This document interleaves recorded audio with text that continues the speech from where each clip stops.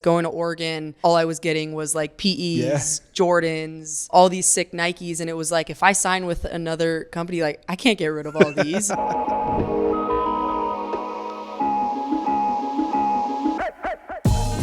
Welcome to the Etceteras. As always, I'm your host, Eddie Gonzalez. I'm joined by the best basketball player we've ever had on this show. Filling in for Kevin, joining the ranks of Kyrie Irving as well, Sabrina Ionescu. How you living? Great. Thank you for having me. So one thing I definitely have to ask you, legend in the college game, of course, legend in basketball, period. Like I mentioned, I was so impressed when I saw you both at Barclays, but both when we worked out in private. Just the hard work and even like the frustration when you're messing up. It's like, oh, I love this shit. This is what I like to see.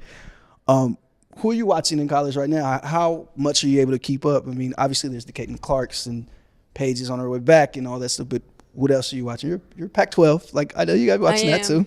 No, I love watching college basketball. I mean, I've still played against some of the players that are playing right now, so I'm not that far removed, which is nice because I feel like I know the scouting report. I'm like, come on, right shoulder or what it is. But obviously Oregon, I always keep up with them and what they're doing. But the Pac-12 is great this year. There's so many teams that were 11th or 12th in the Pac-12 when I was there, and now are in the top 25 and doing really well, like Utah, Colorado. Stanford's always great, and they're doing really well, have a great veteran crew. But I think Caitlin Clark, obviously, you know, I can't not talk about her and what she's doing in the game and how she's put Iowa on the map, and they're doing amazing. But UConn's always good, even without, you know, Paige, and can't wait to see her back on the floor. I know their best player now, AZ Fudd, went out with injury, and they're still able to win games and do what they do. And so UConn's always one of my favorites to be able to watch. And South Carolina has been absolutely amazing. Aaliyah Boston, who I think is going to go number one. I think everyone knows that. And seeing how dominant she is in the game and what she's able to do at South Carolina, Dawn Staley there has been really fun. So I'm a huge supporter of college basketball, obviously still watch, and it's really cool to see how those players have developed over the years. Yeah, Aaliyah is incredible. Let me not mention her, you know, because she's amazing. I can't wait to see her in the WNBA. What do you think about the fact that you had to play so many years in college before going pro? Do you think that's something we should change? Like, these players are developing faster and looking better younger now. Yeah, I mean, I think once our CBA negotiates a higher salary cap for players in this league, you're going to be able to leave college early and make a great living in the WNBA and not have to go overseas. I think now the hard thing with the rule of having to be 21 or graduate from college, they're just trying to set you up for success because the salary cap is what it is in our league. And so I think if we're able to continue to build that, it'll give a lot of these players the opportunity to go pro early, make their money, and if they want to go back to school after, they're able to. Yeah, I think that's good to mention. Like, it is a multi-layered decision, and I do understand, and you're concerned about people's bodies and living this lifestyle that they live, and then overseas. Obviously, that's another thing you guys are dealing with, you know, you look at BG, everything that happened with her when she was playing overseas, trying to make her money, make her bones. So it's like, yeah, when we have the infrastructure to, when you guys can fly private, when you guys, it makes so much more sense to college straight to here. And it's going to be interesting. I mean, the league continues to develop and grow. You're a big part of that. And I was just talking to somebody yesterday about college ball. I enjoy the women's college game way more than the men's, and for various reasons. But it's like, I hate to use the word, but it's a more pure game in the sense of like basketball, you know, the actions they're running, the things they have to work on. And so I'm enjoying watching this game grow from as close as I get to watch it, and yeah, it'll be interesting. So I do think there should be an asterisk by the records people break that have played 5-6 years in college, because now with the COVID year, some players if I took my COVID year, I would have been a rookie like this last season, which is insane. So I'm like, someone's going to break some of my records at year 6 or 7, and I'm going to be mad. We're going to know. We're going to have that asterisk. I was college football. I was like 7-year guys. And Stinson Bennett was like 26. And it's like, bro, you're like a grown man. Like, this is not cool. He's older than me and still playing. Yo, he's older than like 6 NFL quarterbacks. It was crazy. Yeah. I mean, shout out to him, but that COVID year, it changed everything. So busy offseason. I'm going to call it summer on accident because I'm so used to offseason being summer, but busy offseason for you, for your team. You guys have 2 new MVPs, have 2 new faces of your team. When did you know all this was going on with Jonquel Jones, with Breanna Stewart? How far back have you been tampering? Yeah, I knew as soon as the season ended that there was free agency and it was going to be a big free agency for us. And it was something, we had talked to Stewie last year and tried to get her as well. And she's from New York. And so, let the season play on. And then as soon as, the off season hit, our team was talking to her, our owners, organization. And so I knew like it was a possibility, and then she came out here, visited. It was public knowledge, and so at that point I was like able to reach out to her, talk to her, see where she was at, whenever that deadline is to be able to do that. And so Jonquel came, and then Stewie came, and then Courtney Vandersloot came, and so now it's kind of the talk of the town. It's what everyone's talking about, but it's something that we've definitely had to work to be able to get to recruit those type of players in New York. So you're hearing about this. You're obviously fixture for this team, faces franchise all-star last year. When about do you hear like, hey, this is a thing, or obviously past the deadline, obviously, but when exactly do you feel like, oh, this is really going to happen? I think it was like the day before with Stewie's emojis. Yeah, she was sending these emojis, and it's kind of when you're on the team, it's like you don't want to press them too much and do too much and let players make their decision with their families, and because it's a big decision. She was drafted there, has won MVPs, has won a championship there, and so I know it was a big decision, and so you don't want to press too much, but you also don't want to go radio silent and they feel like they aren't welcome there. And so I was trying to find the middle ground of being able to reach out. And so the day before I had thought it could happen, but until I see it on ESPN and on my timeline that like breaking news, I didn't believe it. And so I saw it and I was just so happy. You're still the young buck as well. Like, I think people forget it's a lot of veteran superstars. You're a superstar in your own right, but you still are a young player in this league, only your 3rd year. So, you got a little tightrope a little bit with that. But now you guys got the squad. Vegas reigning champs. They have a squad as well. They continue to load up. That pressure to win a championship, I always talk about that with Kevin's teams, with LeBron's teams, with the Warriors. That's not for everybody. You looking forward to that? Like, what do you feel it already? Because it's like championship or bust. You put a team like this together. Yeah, I mean, I'm super excited. I think everyone will feel that pressure. And, for me, I've always wanted to win. So I was wanting to win a championship last year. Granted, I knew that we didn't have the team to be able to do so, and now we do. So I think starting training camp, there's just this level of hard work, dedication that you have to put in.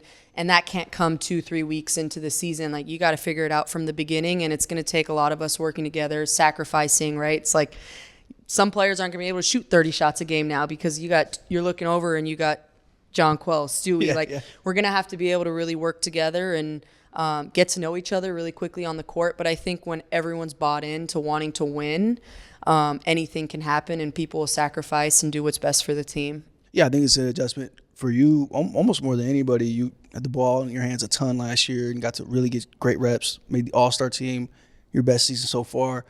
But, yeah, you're going to be doing a little bit of sharing the ball now. What did you work on this offseason? I saw you shot for shot with Kevin. It was really impressive. Like, I knew you were great, but it was like, damn. I watched a lot of guys work out with Kay this summer. Not a lot of them went shot for shot, but you did. So what was kind of your focus this offseason? Because you didn't have to have surgery. You didn't have to deal with all the things you've been dealing with your first 2 years. What did you lock into? Yeah, I think, ultimately not having to rehab and have a surgery and have something kind of looming in the background to hinder, the ability to be able to train at the highest level the entire offseason has been one of the biggest blessings that I've been able to have. And so from, the day the season ended to every day now that I'm still doing, just being able to be more explosive and working on the things that I couldn't in the last 2 years because I was just rehabbing to be able to get back on the floor, but now I can actually work on my craft. And so I'm excited. I think, the first thing I thought of is like, I'm not going to be double teamed now. Like, shots are going to be easier. I'm laughing with my coaches. Like, I might have open looks now, whereas before, like, I was getting double teamed, triple teamed, and not being able to have open looks. So I think just continuing to find ways to, get my shot off, get in the paint and create for others. But ultimately it's going to be like, can I make an open shot? Because I'm not used to being able to see the hoop. You be catch and shoot now. It's been a long time since you got catch and shoot. So you got another part-time job in this offseason as well at your alma mater, Oregon. Tell me a little bit about that, because very interesting title. I'm not exactly sure what it means, but you don't seem the type to like get the paper title and not actually lock it. So I know you're over there. You're locking it out. What do you got going on? The title is like director of athletic culture, and I think it was something that I was already doing. I didn't have a title to it. Just kind of mentoring a lot of those players. I haven't played with any there now because they've all left, but I think just being able to be on campus, obviously somewhere that I like to go back and train. I've been coached by, mostly that entire coaching staff. And so I know the system, I know what he wants to do. And I think just being able to have someone that the players can go to and ask questions as they're kind of navigating a lot of this college with now NIL and everything going on. And so been doing that. It's remote. And so I get, on the phone and talk to them, but do what I can and just try and help and pass along some knowledge. Yeah, I talked with Kevin about Texas, and I joke with him about it. He was there 1 year, like how much, but he's like really locked in. He really, and a lot of everybody, they really take that college environment and the situation to heart. So you were there, you did the whole 4 years. Like I know that's near and dear to your heart and everything. He was a megastar there. So very interesting to see you going back. Another busy part of your offseason, you got engaged quite famously now. Were you legitimately surprised? Like, or did you like going as the night goes on, like, is he about to propose? Like, I was surprised. I think the entire off season, like every day, I was like, maybe today. And so I figured that was a little toxic. So I thought like, okay, I got to stop doing this to myself. But no, I mean, we were going back to the Bay Area for my camp, and my agents were all involved. I was supposed to have a GQ photo shoot. And so I was getting ready, like dress, everything, and ready to do this. And I walked out and I was like, is this part of the GQ photo shoot? Because he was standing there, there's all these flowers, and I was like, wow, GQ really like outdid themselves. And then that's when I kind of realized, like, I think this is actually happening. So I was surprised for sure. Well, that's great. You're making it hard on this big fella. I saw the picture. Well, congrats. I'm excited. It looks incredible. Thank you. I know I should hold the mic with this hand. Huh? There you go. Look, there you go. Now, so, all right. My friend, he's been busy. I know you're locked in. How shocked are you? Phoenix Suns, the whole deadline. How much are you able to keep up with the NBA? You're obviously very busy. I love it. I keep up with it a lot. I watch as many games as I can, and I think I had a feeling once Kyrie left. I think a part of me, I know there was always talks, on Twitter. You see everything about the deadline, and trades can still happen, and there's rumors that Kev might go to Phoenix, and I wasn't sure, but a part of me thought like it could for sure happen when Kyrie left, and kind of everything that just happened with the Nets. But you just never know. Yeah. I didn't think I'd be woken up in this shock, but I'm happy for him. If that's the decision that he thought was best for him, he's going to kill it out there. They have great players. Yeah. They have a great point guard, and so I think they're one of the favorites to win it this year, and I'm happy for him if he's going to be a part of that. Yeah, working in TV, working around the league, was hearing rumors. Obviously, talking with Kevin, hearing rumors, and finally, I'm like, hey, I had to call him. Like, what's the word, bro? What are we doing? And it was still a lot unknown at that time, but spoke with him yesterday, and he's been working out the facility. It's super high tech. It's like first day of school. Like, he's just excited, and he hasn't been on the court in a month. I think people forget about that. He's been injured, and so he's excited to get back out there. And deadline. Who are you rooting for in general? Like, you're at the Liberty, you're a Nets fan. You're rooting for your boardroom friend now, or what I obviously am always a Nets fan. Just being under the same roof and under the same ownership. Golden State's always been my team, just being from the Bay Area. I'm not a bandwagon fan. Okay. I have pictures of me at 10 years old there at the games back when they weren't very good. So deep down, I'm always always a Golden State fan over anything, but I mean, rooting for Kevin all the way. I think Phoenix has a great squad. I'm excited to see how they're going to be able to mesh and play together, and I'm just a fan of the league and the players, honestly. I don't have necessarily one team aside from Golden State, but I'm excited to see how Dallas does with Kyrie and Luka, and it'll be a fun season. Yeah, look, it's, it felt like basically until Wednesday it was going to be quiet deadline, and it was like the loudest deadline of all time after that. So we have the Brooklyn Nets to thank for that, I guess.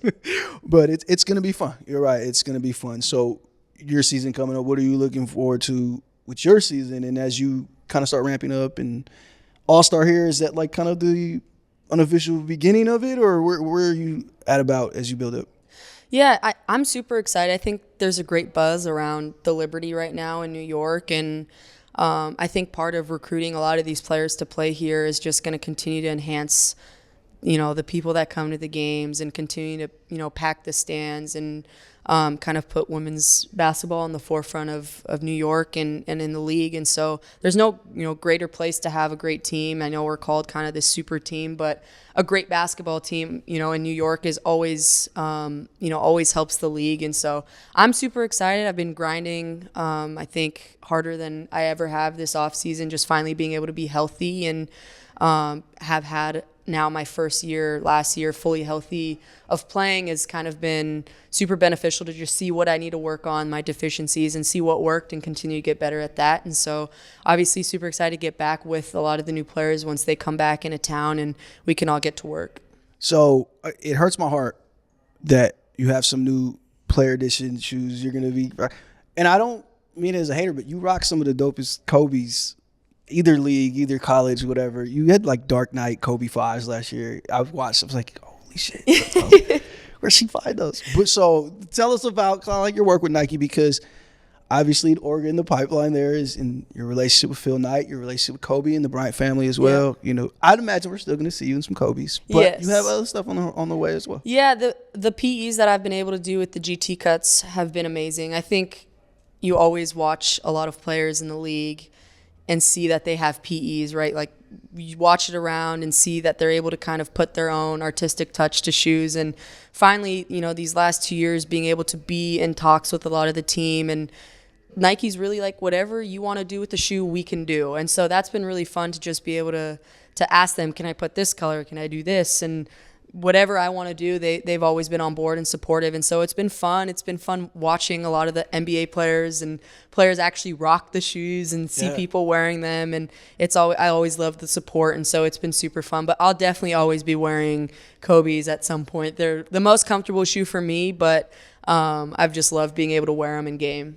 That shoe has taken over both leagues, the Kobe 5 and the Kobe 6. And it's really fascinating to watch. I know our colleague Nick DePauli did a story about it, about just the vast numbers. And the bubble, it was like the shoe of the bubble. Everybody was wearing them. Yeah. The shoe of the bubble as well. Yeah. And then I want to say you're the first person I've seen in the Mambasitas. So I said, yo, this is like, she's killing it. But when I met you in the off season, you had Travis Scott's on there. You had the mochas. Sneakers always been your thing. Like, you're from the Bay, I'd imagine it has to be like. I always loved like sneakers, clothing. I think obviously now being with Nike, they help. I think that was one of the big reasons why, when I signed, I was like, I don't think I can get rid of what's in my closet, because going to Oregon, all I was getting was like PEs, Jordans, all these sick Nikes. And it was like, if I sign with another company, like I can't get rid of all these. And what am I going to wear on the street? And so I think that's been really nice. They obviously send me a bunch of high heat and the coolest stuff. But I think now like sneaker culture is such a big thing. Yeah. And so it's dope to see what other people are wearing. And then you just try and match it and play this little game. You guys got it good. Like, I was with Kevin one day and he got 4 new pairs of Travis Scott ones. And I'm like, what? And he's just like, oh, just sent them. They know I wear them. They just sent them. Like, this is a great life. Yeah. You earned it, but it's a great life. But yeah, like when I see you, definitely was like, oh. And then I seen you at a game, same thing. It had something else on. Yeah. I was like, oh, all right. So what else have you been up to? You haven't just been on the court and just getting engaged. What are you listening to? What are you watching? You're flying all over the place. I know you're watching something. Like, Yeah, I mean, I've had a busy off season, I'd say so far. I always think during an off season, the next one will not be as busy, and I think it's not really the case. It's too late. It's over. But yeah, it's been fun. I went to London. I attended British Vogue, and that was really fun to just be able to be there. And you see all these people on TV, and then you enter a room and you're able to do that. I went to a soccer game out there, and so now I'm back here. Bunch of Raider games. I'd like to apologize on behalf of Raider fans because it was a rough year. I'm sorry that you've now married into this relationship. But how have you enjoyed that? How have you were kind of a Raider fan, you said. Yes, a little bit of it. I'm fully invested. I honestly feel like I should be an assistant coach because I feel like I have criticism and positive things for after every single game. I really like analyze and watch. I didn't really know football that well before, but now I've grown a great appreciation just to know like what they go through and how much work they have to put in, how much meetings they have, the amount of time they're there from 6 a.m. to 6 p.m. every single day, putting their bodies through so much. And so I don't think a lot of people understand like their schedule and how much goes into preparing for a game. It's a whole week thing. Yeah. And everyone has to be on board for the game, planned to play out. And so I have great appreciation for what they do, every position, no matter if you're the starter, the backup, whatever it is. And so it's been fun. I go to the games, I analyze, I watch, I cheer. And Raider games are always fun no matter what. Yeah. And they'll definitely have a better year next year. Second favorite player. Who you got? Marcus Mariota, because he was teammates with Oregon my stuff. fiance. Yeah, Oregon. Ducks. Sorry, the my Ducks. Goodness. No, I mean, what you say is a great point because look, I've been around Hoopers all my life, and look, you guys work hard, but those days are a lot shorter. We than have the it NFL easy days. compared It's nothing to, compared to yeah. and they legit have like a full-time job, 6 a.m., 6 out, meetings, workouts, more meetings, and it's just crazy. And then they work on the weekend, so it's like it's no joke, and you're there. No, we have firsthand. 30. Like our max is like 30 to 45 minutes of team film. Granted, like you go watch it on your own, but they're at like 3 hours with no break, and then 3 more hours after. And I'm like, dang, our team thinks 30 minutes is long. Yeah, so yeah. 3 hours is. Hats off to the coaching. Like, the coaches don't have a life either during the season. And so a lot of dedication, has to happen and sacrifice from everyone. So definitely great appreciation for all the NFL players. All right. Last one, because it wouldn't be an Et Cetera's episode if we weren't talking about music a little bit. You get in the car right now, when you leave here, which song you're putting on? I have to know. What song I'm putting on? Honestly, I watch so much TikTok that all those TikTok songs like Drake, Pop Smoke, whatever, and I try and do the dances and all that stuff. So TikTok has taken over like what's in my head right now. But I'm always like, Drake is always a hit, no matter if it's a new album, an old album. There's always something that you could listen to and just be in a great mood. You're right at home on Et Cetera. Yeah. This is a Drake podcast, so it's like a show, no podcast anymore, it's a show. But so she's sending you TikToks all day. Like this is everybody. This is every couple. This is every couple. He won't do any with me. He won't. He doesn't have social media, so you won't do one? No. You can knock it out. Come on. That's what I'm saying. But no, like that's like 90% of everybody's relationship. Did you see the TikTok I sent you? Yes, I saw it. Yes. So, well, look, enjoy the city. You're here in and out, but you'll be back soon. I cannot wait to see some of these games. Look, it's blasphemy. I know. Well, not anymore. My friend's gone, but I like the Liberty games more than the Net games. I like them way better. I've heard that from a lot of people. So, no, not just because you're here either. Like, I like them. So I cannot wait to see this team on the floor, and I'm excited for you and everything you have going. Thank you. Thank you for being here, enjoying New York City. You caught New York on a great week, by the way. It's warm. It's sunny. It's 60. I know. I'm happy. So, thanks for being here. Of course. Thank you. Sabrina.